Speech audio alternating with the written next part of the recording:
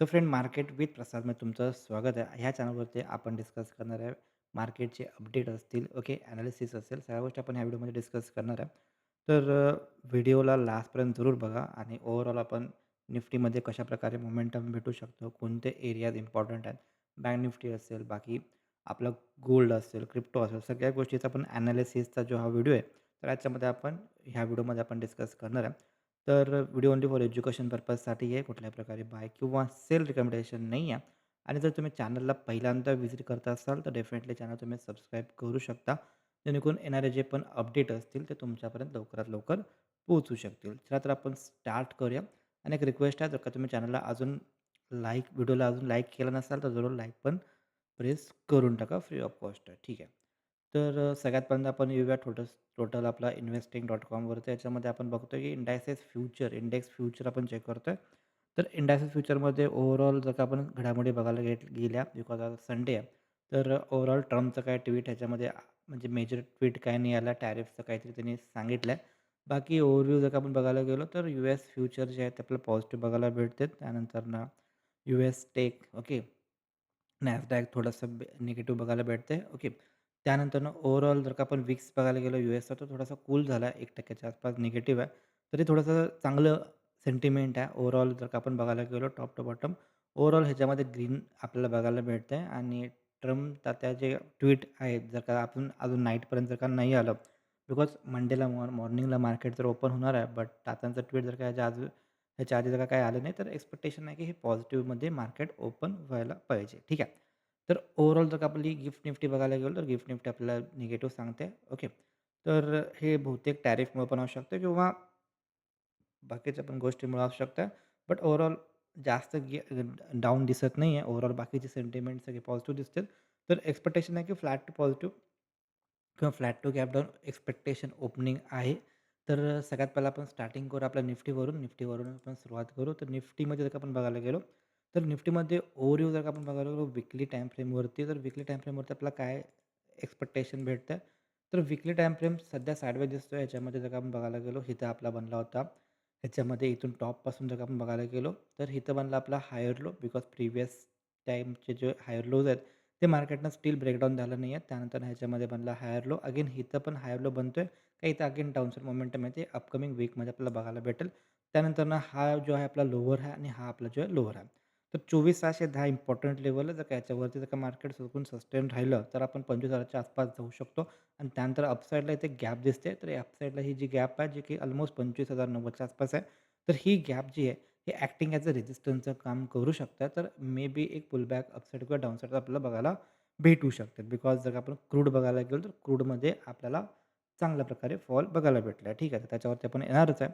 But overall जर का बघायला गेलो, तर कन्सॉलिडेशन फेजमध्ये मार्केट चालू आहे. मार्केट पूर्णच्या पूर्ण सॅडवे फेजमध्ये आहे. तर ह्या सॅडवे फेजमध्ये तुम्हाला जे जास्तीत जास्त मार्केट जे आहे ते व्होलाटाईल बघायला भेटू शकतं. अगेन जे पण क्वार्टरचे अपडेट होते, क्वार्टरचे रिझल्ट्स होते, ते रिझल्ट आपल्याला ऑलरेडी आलेले आहेत. तर त्याचा इम्पॅक्ट पण मार्केटवरती पडतोय. मार्केटमध्ये मेजॉरिटी अपसाईड मोमेंटम का येत नाही आहे? मला असं वाटतं काय की एच-डी-एफ-सी बँकमध्ये जे पण गोष्टी झाल्यात, ओके. तर एच-डी-एफ-सी बँक जास्त कॉन्ट्रिब्यूट करते आपल्या निफ्टी 50मध्ये ओव्हरऑल बँक निफ्टीमध्ये सुद्धा. तर त्याचा थोडासा निगेटिव्ह इम्पॅक्ट आपल्याला बघायला भेटतोय. बट बाकीचे जे कॉम्पोनंट आहेत, जसे की आय-टी असेल किंवा बाकीचे स्टॉक असतील, ते त्याला चांगल्या प्रकारे रिॲक्ट करत आहेत. ठीक आहे. तर जर का आपण बघायला गेलो याच्यामध्ये, तर ह्याच्यामध्ये नेक्स्ट वीकसाठी किंवा नेक्स्ट डेसाठी, मंडेसाठी आपण कशाप्रकारे ट्रेड प्लॅन करू शकतो. तर सिंपल याच्यामध्ये बघायला गेलो तर मार्केट इथे गॅप पेंडिंग होता. हा जो गॅप आहे, हा गॅप मार्केटने काल म्हणजे फ्रायडेला मार्केटने गॅप फिल करून एक चांगली कॅन्डल ह्याच्यामध्ये आपल्याला बघायला भेटली. ओके. एक रिव्हर्सल कॅन्डल आपल्याला ह्याच्यामध्ये किंवा रिव्हर्सल नाही सॉरी, एक ग्रीन कॅन्डल आपल्याला बघायला भेटली आहे. ओके. ठीक आहे. तर हे प्रिव्हियस जे पण सपोर्ट्स होते, हे सपोर्ट्स मार्केटनं ब्रेक जरूर केलं नाही आहे. बिकॉज जर का ब्रेक करायचा असेल तर मार्केटने तर रेड कॅन्डल करायला पाहिजे होती. बट मार्केटनं असं केलं नाही आहे. मार्केटनं इथला जो गॅप आहे, हा गॅप डाऊन ओपन होऊन मार्केट रिव्हर्सल गेला. याचा अर्थ आहे की असं आहे की बायर्सचं पोटेन्शियल जास्त बनते ह्या लेव्हलला मार्केटला बाय करायसाठी. ठीक आहे. आणि जर का आपण इथं जर का बघायला गेलो ऑलमोस्ट ह्याच्यामध्ये, तर इथून इथे जो गॅप होता, हा फायनली गॅप फिल केला आणि मोस्ट ऑफ टाईम जे पण गॅप असतील, जर का डाउनसाईडला बनले असतील, तर जर का मार्केटने ते गॅप फिल आउट केले, तर मार्केट त्याला ॲक्टिंग ॲज अ सपोर्ट घेते आणि तिथून रिव्हर्स व्हायचे चान्सेस हे जास्त असतात. तशा प्रकारे आपल्याला याच्यामध्ये एक चांगल्या प्रकारचं चांगल्या प्रकारचा आपल्याला एक सपोर्ट बघायला भेटतोय, जो की 23,600च्या आसपास एक स्ट्राँगेस्ट सपोर्ट आपल्याला दिसतोय. त्यानंतर जर आपण बघायला गेलो तर 23,600 आणि 24,000 जे की सायकॉलॉजिकल नंबर पण येतो. तर 24,000 acting as a strong resistance मंडेसाठी आपल्याला 24,000चं जे लेव्हल आहे हे ॲक्टिंग ॲज अ स्ट्राँग रेझिस्टन्सचं काम करायला भेटू शकतं आणि 23,600 हा एक चांगल्या प्रकारचा सपोर्ट आहे. इन केस एनी रिझन हे जर का तुटला, तर मग मार्केटसाठी जो नेक्स्ट सपोर्ट भेटेल तो मे बी 23,426 च्या आसपास आपल्याला सपोर्ट बघायला भेटू शकतो. बिकॉज कसं आहे, की थोडंसं बाकीच्या गोष्टी तर चांगल्या आहेत. ओके. अजून पण वॉरचे जे अपडेट आहेत ते निगेटिव्ह अपडेट अजून पण एवढे आले नाही जेवढे यायला पाहिजे होते आणि बाकीच्या जर का आपण गोष्टी बघायला गेलो, जे की एच-डी-एफ-सीच एक रिझन आहे त्याच्यात एक निगेटिव्ह न्यूज आली होती. त्यानंतरनं ओव्हरऑल थोडंसं बघायला गेलो, थोडंसं एवढं पण निगेटिव्ह नाही आहे. ठीक आहे. तर ह्या गोष्टी मला असं वाटते. त्यामुळं जर का आपण मंडीसाठी गेम प्लॅन जर का आपल्याला करायचा असेल, तर मंडीसाठी आपण कोणते एरियाज इम्पॉर्टंट आहेत, कुठे आपण प्लॅन करू शकतो, तर त्या गोष्टी पण आपण डिस्कस करू शकतो. ठीक आहे. तर त्याच्या आधी थोडंसं ओके. आता जर का आपण बघायला गेलो तर मार्केट गिफ्ट निफ्टी दाखवते, की मार्केट गॅप डाउन ओपन व्हायला किंवा flat to gap down open व्हायला तरी 2 एरिया खूप जास्त इम्पॉर्टंट आहेत, जो की फ्रायडेचा जो लो होता, तिथून मार्केटमध्ये एक रिव्हर्सल आपल्याला बघायला भेटला. तर हाच एरिया खूप जास्त इम्पॉर्टंट राहील, जो की 23,600 पासून 23,656च्या आसपास एक रेंज येते. जर का इथं कुठल्या प्रकारे फेक ब्रेकडाउन बघायला भेटला किंवा एक रिव्हर्सल जर का याच्यामध्ये positive price action with reversal जर का बघायला भेटला, ओके, तर ह्याच्यामध्ये माझ्यासाठी एक चांगल्या प्रकारे रिव्हर्सल प्लॅन करू शकतो. ठीक आहे. तर हा एरिया माझ्यासाठी जास्त इम्पॉर्टंट आहे. सेकंड थिंग इथं जर का बघायला गेलो तर इथं गॅप आहे. ओके. जर का मार्केट फ्लॅट ओपन झाला आणि अपसाईडला गेला तर एकदा काय होईना मार्केट हे लेवल रेझिस्टन्सचं काम करू शकतं. तर इथं मी थोडंसं वेट करणार. हा जो एरिया राहील हा एरिया कंप्लीट एक वेट अँड वॉचचा एरिया राहील. ह्याच्यामध्ये एक्स्पेक्टेशन आहे की मार्केट थोडंसं साइडवे किंवा व्हॉलटाईल टू साइडवे असायचे चान्सेस जास्त दिसते. ठीक आहे. तर जर का मला इथं जर का बघायला गेलो तर हा जो ट्रेंड आहे हा ट्रेंड डाउन साईडचा होता आणि जर का मार्केट अपसाईडला गेला एक्स्पेक्टेशन आहे की थोडासा पुलबॅक हा डाउन साईडला दाखवायला पाहिजे. जर का आपण बघायला गेलो तर 24,000 जे की सायकॉलॉजिकल नंबर यायला तर ह्याच्या आसपास मला कुठल्याही प्रकारे रिव्हर्सल बघायला भेटला, जो की 23,946 पासून येतो. तिथून ते 24,050 आसपास रेंज आहे. तिथं कुठल्याही प्रकारे निगेटिव्ह प्राईस ॲक्शन बघायला भेटला तर माझ्यासाठी त्याच्यामध्ये एक डाउन साईड अपॉर्च्युनिटी क्रिएट होऊ शकते. तर मंडेसाठीचा सिंपल गेम प्लॅन आहे. फ्लॅट ओपन झाला आणि जर का खालती गेला, फ्लॅट ओपन होऊन जर का खाली गेला, तर वेट अँड वॉच करणार. हा एरियाच्या आसपास जर का दिसला, तर रिव्हर्सल बघायला भेटू शकतो. जर मार्केट गॅप अप झाला, फ्लॅट ओपन झाला आणि हा एरियाच्या मध्ये राहिला, तर वेट अँड वॉच बिकॉज ह्या एरियामध्ये साइडवे एक्स्पेक्टेशन आहे. आणि जर का ह्या एरियात जर का गॅप अप ओपन झाला, डायरेक्टली मोठा गॅप अप ओपन होऊन जर का ह्या एरियात गेला, तर मी वेट करणार मॉर्निंग सेशन आणि आफ्टरनूनला जर का कुठल्या प्रकारे फेक ब्रेकआउट बघायला भेटला, रिव्हर्सल बघायला भेटला, तर त्यानंतर आपण डाउन साईडचा विचार करू शकतो. सेकंड थिंग आहे, चुकून जर का मार्केटनं ह्याच्यावरती जर का डायरेक्ट गेला, ओके, गॅप अप होऊन जर का ह्याच्यावरती गेला, तर मग 24,163 पासून 24,200चा एक एरिया आहे. ह्याच्यामध्ये जर का मला रिव्हर्सल बघायला भेटला, निगेटिव्ह प्राईस ॲक्शन, तर माझ्यासाठी डाउन साईडचा ट्रेड बनू शकतो. जर का अननेसेसरी अचानक काहीतरी न्यूज आली आणि मोठा गॅप डाऊन झाला, जो की 23,600च्या पण मार्केट खाली जायचा प्रयत्न केला, देन वेट अँड वॉच राहील. त्या कंडिशनला आपलं वेट अँड वॉच राहील. जर का हा त्यानंतरनं मग सेकंड एरिया जो येतो, तो येतो 23,300 पासून 23,400चा एरिया. जर का ह्या एरियात जर का आपल्याला कुठल्या प्रकारे पॉझिटिव्ह प्राईस ॲक्शन बघायला भेटला, तर माझ्यासाठी याच्यामध्ये रिव्हर्सल ट्रेड क्रिएट होऊ शकतो. तर ठीक आहे, तर ओव्हरऑल निफ्टीचं अशा प्रकारे ॲनालिसिस होतं. एफ-आय डेटा पण जादा बेरिश दिसत नाही आहे आणि त्याच्या प्रमाणात आपण हे वाला ॲनालिसिस करतोय. त्यानंतरनं जर का आपण बँक निफ्टीला बघायला गेलो, तर बँक निफ्टीमध्ये पण आपल्याला इथून एक चांगलं रिव्हर्सल बघायला भेटला. तर मेजॉरिटी बँक निफ्टीमध्ये अजून चांगली मोमेंटम येऊ शकते, जर मार्केट 57,000 जे की सायकॉलॉजिकल नंबर आहे, ह्याच्यावरती जर का त्यानं जर का चांगल्या प्रकारे क्लोजिंग दिला, तर ह्याच्यानंतरनं ह्याच्यामध्ये आपल्याला पुलबॅक अपसाईडला टिल 57,300 ते 57,600 पर्यंत आपल्याला बघायला भेटू शकतो. ठीक आहे. पण ह्याच्यावरती तो सस्टेन राहायला पाहिजे as a deal time frame. ठीक आहे. जर का ह्याच्यावरती जर का सस्टेन नाही राहिला, तर हे निगेटिव्ह टू साइडवेज जायचे चान्सेस वाटतात. ठीक आहे. तर हा झाला आपला बँक निफ्टी. आय-टी सेक्टर काय करतो, तर आय-टी सेक्टरनं मार्केटला थोडंसं चांगल्या प्रकारे स्टेबल करायचा प्रयत्न केला. बिकॉज ज्या-ज्यावेळी जर का आपण बघायला गेलो, ज्या-ज्यावेळी मार्केटमध्ये निफ्टी आय-टीनं खराब परफॉर्मन्स केलं, तर त्यावेळी बँक निफ्टीनं मार्केटला होल्ड केलं होतं. आता बँक निफ्टी थोडंसं खराब परफॉर्मन्स करते, तर निफ्टी आय-टी त्याला सपोर्ट करते. तर आय-टी सेक्टर जर का बघायला गेलं, तर इथं मार्केटमध्ये रेझिस्टन्स लागला होता, इथं रेझिस्टन्स लागला होता, मल्टिपल ब्रेकआउट आला, आता हा रिट्रेस करते. जर का ह्याच्यावरती जर का हा निघाला, जे की ऑलमोस्ट जो एरिया आपल्याला दिसतो, हा समथिंग दिसतो आपल्याला ते 29,483चं लेव्हल आहे. तर ह्याच्यावर जर काही चुकून सस्टेन झालं, तर इथून आपल्याला चांगल्या प्रकारे रिव्हर्सल बघायला भेटू शकते. म्हणजेच अपसाईड मोमेंटम चांगल्या प्रकारे बघायला भेटू शकते. बिकॉज इथे एक चांगला पॅटर्न पण तयार झाला आणि त्यानंतर इथे एक रिव्हर्सल पण आला, की जे ब्रेकआउट रेस आणि हे अपसाईड. तर ह्याच्यामध्ये थोडंसं साइडवे एक्स्पेक्टेशन आहे. जोपर्यंत मार्केट हे वाला जे एरिया 28,000 28 खाली जोपर्यंत जात नाही तोपर्यंत पॉझिटिव्ह टू साइडवेज जास्त दिसते आणि चुकून जर का ह्याच्यावरती निघाला, तर याच्यामध्ये एक चांगल्या प्रकारे ट्रेंड आपल्याला अपसाईडला बघायला भेटू शकतो. जे की रिव्हर्सल आहे. तर ह्याच्यामुळं आपल्याला निफ्टीमध्ये पण आपल्याला चांगल्या प्रकारे अपसाईड मोमेंटम बघायला भेटू शकते. पण त्याच्या आधी मार्केट 24,000 पासून 23,855 च्या आसपास एक रेझिस्टन्स घेऊ शकते आणि ह्या एरियामध्ये थोडंसं कन्सॉलिडेशन दाखवू शकते. ठीक आहे. तर बँक निफ्टीमध्ये पण आपण डिस्कस केलं, आय-टीमध्ये पण डिस्कस केलं. आता आपण येऊया थोडंसं ओके. क्रूडवरती येऊया. तर क्रूड जर का बघायला गेलं तर क्रूडसाठी मल्टिपल स्ट्राँगेस्ट रेझिस्टन्स आहे आता, जो की 95 ते 86 आसपासचा रेंज आहे. तर इथे एक स्ट्राँग रेझिस्टन्स कसा होता, तर सिंपल ह्याच्यामध्ये मल्टिपल अटेम्प्ट काय केलं होतं त्यानं, ब्रेकडाऊन सस्टेन सपोर्ट केला होता. सपोर्ट तर तुटला होता. तुटल्यानंतर फर्स्ट टाईम चालला. तर एक्स्पेक्टेशन होतं की इथं रेझिस्टन्स फेस करू शकतो. त्याप्रमाणे इथं फेस केला रेझिस्टन्स. त्यानंतर इथे डाउनसाईड मोमेंटम आले. एक्स्पेक्टेशन आहे की कन्सॉलिडेशन फेज केल्यानंतरनं एक तर हे डाउनसाईड यायचे चान्सेस जास्त वाटतील. बिकॉज एवढं मोठं विदाऊट पुलबॅक एवढं वरती गेलं, थोडंसं एक्स्पेक्टेशन आहे की एक डाउनसाईड मोमेंटम पॉसिबल आहे.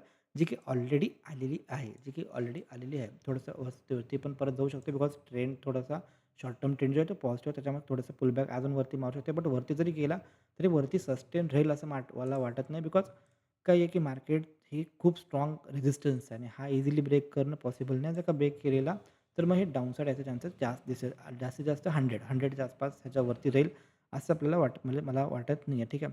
तर इथं कन्सॉलिडेशन करू शकतो किंवा इथून थोडंसं डाउनसाईड पुलबॅक यायचे चान्सेस जास्त वाटतात. ठीक आहे. बट हे जेवढं निगेटिव्ह रिॲक्ट करेल, म्हणजे हे जेवढं खालती रिॲक्ट करेल, तेवढं आपल्या मार्केटसाठी, इक्विटीसाठी असेल, क्रिप्टोसाठी असेल, चांगली गोष्ट आहे. ठीक आहे.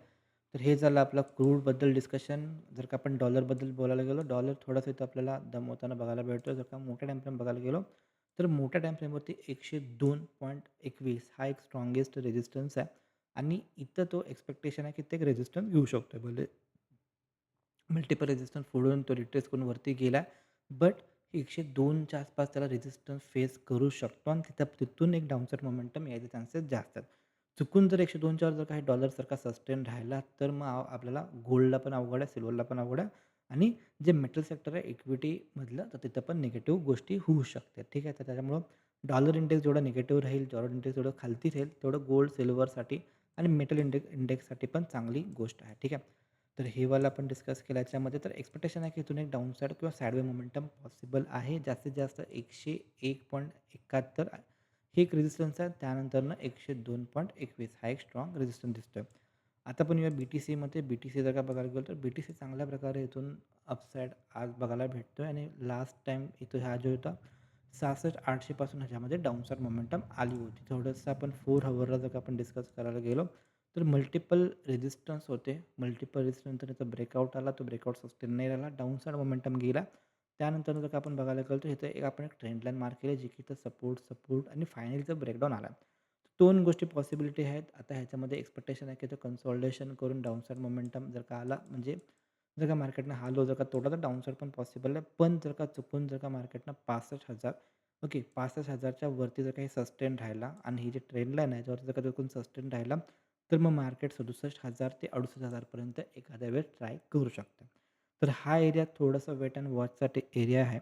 जर का आपल्याला फ्रेश एंट्री करायची असेल, फ्रेश एंट्रीसाठी हा एरिया खूप चांगला राहू शकतो, जो की 61,000 60,000 पासून 61,000चं ही जी लेव्हल आहे, ह्याच्यामध्ये फ्रेश एंट्री माझ्यासाठी चांगली वाटते. बिकॉज लास्ट टाईमला इथे होते रेझिस्टन्स, ते तुटले. आता इथं सपोर्टचं काम करू शकते. तर सिंपल ह्या एरियात जर का आला, तर थोडंसं मी प्लॅनिंग करणार. बाकी जर का तुम्हाला फ्री आपलं जे VIP मेंबरशिप आहे, जर का ते तुम्हाला पाहिजे असेल, ओके, तर तुम्ही ओके, जर का तुम्हाला फ्री VIP ग्रुप पाहिजे असेल, तर तुम्ही ह्या नंबरला WhatsApp करू शकता. ओके, हा जो नंबर आहे, ह्या नंबरला तुम्ही WhatsApp करा. अकाउंट ओपन करावं लागेल तुम्हाला आपल्या लिंक थ्रू आणि त्यानंतर FI रजिस्टर प्लॅटफॉर्म आहेत, त्याच्यामुळे त्याला जास्त प्रॉब्लेम येणार नाही. आणि त्यानंतरनं जर का तुम्ही त्याच्यामध्ये जर का पार्टिसिपंट राहिला, ॲक्टिव्हली ट्रेड केला, तर तो आपला जो ग्रुप आहे, त्याच्यामध्ये ज्या सगळ्या गोष्टी असतील, जिथं मी मी ट्रेड प्लॅन करतोय, माझे जे पण अपडेट असतील, ते मी त्या ठिकाणी टाकत असतो. तर तिथं तुम्हाला ॲक्सेस भेटू शकतो. तर त्यासाठी जर का तुम्हाला पाहिजे असेल फ्री ऑफ कॉस्ट, ओके, तर तुम्ही त्या नंबरला WhatsApp करू शकता. आता बघितलं आपण BTC, इथेरियमवरती येऊया. इथेरियममध्ये कशाप्रकारे आपण प्लॅन करू शकतो. तर इथेरियम आणि BTC थोडेसे स्ट्रेंथ दाखवालेत.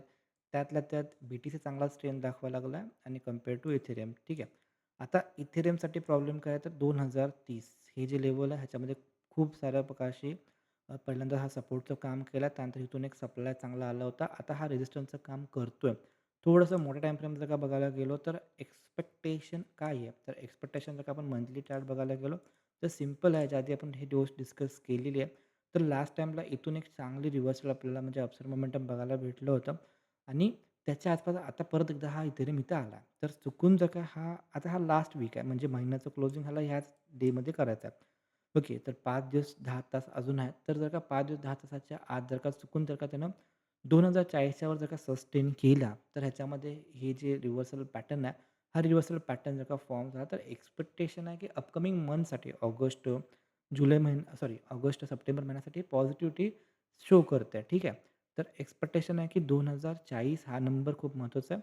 ह्याच्यावर राहिला पाहिजे. मंथली क्लोजिंग जर का ह्याच्यावर आली, तर इथून आपल्याला चांगल्या प्रकारे मोमेंटम बघायला भेटू शकतं. ठीक आहे. तर हा वीक खूप चांगला इम्पॉर्टंट राहू शकतोय इथेरियमसाठी आणि इथेरियम जर का 2040 म्हणजे ह्या डब्याच्या वरती जर का तो सस्टेन राहिला, तर next week, next month okay. तर आपल्याला चांगल्या प्रकारे लाँगसाठी राहू शकते. तर कोणते-कोणते एरियाज आहेत तिथं मला प्लॅन करायचं आहे. सिंपल ह्या ठिकाणी तर आपण आता प्लॅन करत नाही आहे. बाकीचं जे पण अपडेट होते ते आपल्याला व्ही-आय-पी मेंबरशिपला दिले होते. ऑलमोस्ट 6 महिन्यामध्ये चांगल्या प्रकारे आपण रिटर्न्स त्याच्यामध्ये काढलेत. ठीक आहे. तर आता माझं मी वेट करतो की एकतर हा इथं कन्सॉलिडेशन करून 2 प्रोबॅबिलिटी आहेत. एकतर ह्याच्यावरती 2040वर जर का सस्टेन राहिला, त्यानंतर मी विचार करेन कशाप्रकारे आपण ट्रेड प्लॅन करू शकतोय किंवा चुकून जर का इथून डाउन साईडला आला, तर हे जे एरियाज आहेत पाठीमागचे जे सपोर्ट, रेझिस्टन्स तुटल्यानंतर तिथं रिट्रेसमेंट केला आणि अपसाईडला गेला. जर का ते परत खाली आला, तर फर्स्ट एरिया जो असेल इथं माझी एंट्री 20% बायिंगची प्लॅनिंग राहू शकते. जे की 1791 पासून 1775चं लेव्हल आहे. ह्या ठिकाणी जर का मला रिव्हर्सल दिसला, तर मी तिथं 20 ते 25% च्या आसपासच मी बायिंग प्लॅन करणार. जास्त बायिंग प्लॅन नाही करणार. जास्त बायिंग मला प्लॅन करायचा असेल डीपला, तर ते लेव्हल आहे जवळपास 1690च्या आसपास. ठीक आहे. तर इथं जर का आला, तर इथं मी विचार करून कशाप्रकारे आपण जादा क्वांटिटीमध्ये बायिंग करू शकतो. तर हे जेवढे पण अपडेट असतील, एक्झॅक्ट कोणतं प्लॅन करायचा आहे, काय करायचं आहे, ते सगळे मी व्ही-आय-पी मेंबरशिपच्या ग्रुपमध्ये टाकत असतो. ओके. तर तिथं तुम्हाला जर का पाहिजे असेल फ्री ऑफ कॉस्ट तर तुम्ही जॉइन करू शकता. पण ॲक्टिव्हली पार्टिसिपंट राहायला लागेल. तर तुम्ही ॲक्टिव्हली पार्टिसिपेट करणार नसाल तर नो प्रॉब्लेम. ओके. तर तिथं मे बी त्याच्यामध्ये प्रॉब्लेम तुम्हाला येऊ शकतील. ओके. तर ॲक्टिव्हली पार्टिसिपेट करत असाल, तर तिथं तुम्हाला ग्रुपमध्ये एंट्री भेटतील फ्री ऑफ कॉस्ट. तर तिथं मी जास्त तुम्हाला क्लॅरिटी सांगू शकतो. तर सध्या इथं वेट अँड वॉच करा. हा हा जो एरिया आहे, हा माझ्यासाठी थोडंसं वेट अँड वॉच आहे. मी बघतोय याच्यामध्ये कशाप्रकारे हे रिॲक्ट करतंय. तर ह्या वीकमध्ये एक्स्पेक्टेशन आहे की पॉझिटिव्ह जायला पाहिजे आणि चुकून जर का ह्याच्यावरती निघाला 1956च्या वरती निघाला, तर हे पॉझिटिव्ह दाखवू शकतं आणि मंथली कॅन्डलच्या वाईज जर का बघायला गेलो, तर ह्याच्यावर जर का क्लोजिंग आला, तर नेक्स्ट मंथ माझ्यासाठी लाँगच असू शकतो. बिकॉज मंथली कॅन्डलमध्ये चांगल्या प्रकारे बेसला एक बुलिश एंगल्फिंग बनू शकते जर तसं झालं तर. ओके. अदरवाईज नंतर आपण डिस्कस करूच कशाप्रकारे आपण प्लॅन करू शकतो. तर सिंपल ह्या एरियात थोडंसं वेट अँड वॉच राहील. डीपला जर कोण आला तर इथं पण बायिंग प्लॅन राहील. ह्या ठिकाणी पण माझा बायिंग प्लॅनच राहील. ठीक आहे.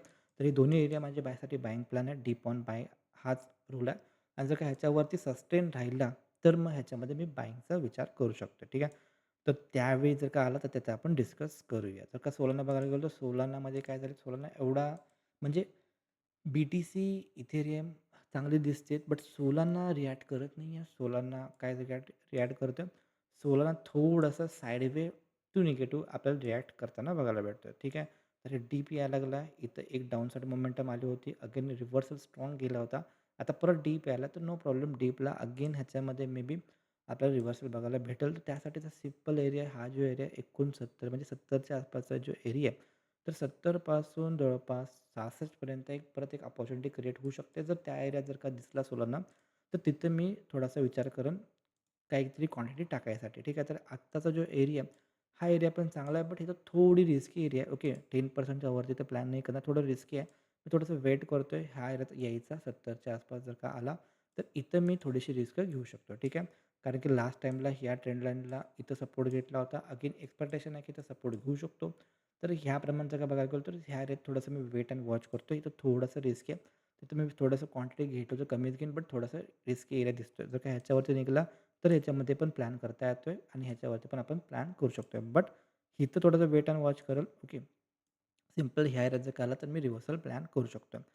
तर आपण बऱ्यापैकी सगळ्या गोष्टी बघितल्यात. गोल्ड आणि सिल्वर राहिला. गोल्ड जर का बघायला गेलो, तर गोल्डमध्ये पण आपण ह्याच्यामध्ये डिस्कस केलं होतं लास्ट टाईमला ज्यावेळी आपण लाईव्ह आलो होतो वेगळ्या चॅनलवरती, तर त्यावेळी आपण ह्या गोष्टी डिस्कस केल्या होत्या, की ह्याच्यावरती जर का चुकून निघाला तर हे अपसाईड मोमेंटम दाखवू शकतं आणि एक्स्पेक्टेशन होतं की 4500 पर्यंत येऊ शकत होतं. बट मध्येच त्यांनी रेजिस्टन्स खाल्ला आणि ते मधनंच युटर्न मारला आणि त्याचं रिझन पण मी सांगितलं होतं की ह्याला वरती एकच गोष्ट नेऊ शकतो ते म्हणजे डॉलर इंडेक्स. तर डॉलर इंडेक्स अपसाईडला सस्टेन राहायला गेला तर मग गोल्डला दिक्कत करेल आणि तेच आत्ताच चालू आहे. तर त्याच्याप्रमाणे जर का बघायला गेलो आपण तर सिंपल आहे की हा एरिया आहे जो की 39.77 पासून 39 हा एरिया आहे. इथे जर का आला, इथं आपल्याला कुठल्या प्रकारे फेक ब्रेकडाऊन बघायला भेटला, तर माझ्यासाठी ह्याच्यामध्ये एक रिव्हर्सल चांगल्या प्रकारे मोमेंटम देऊ शकते.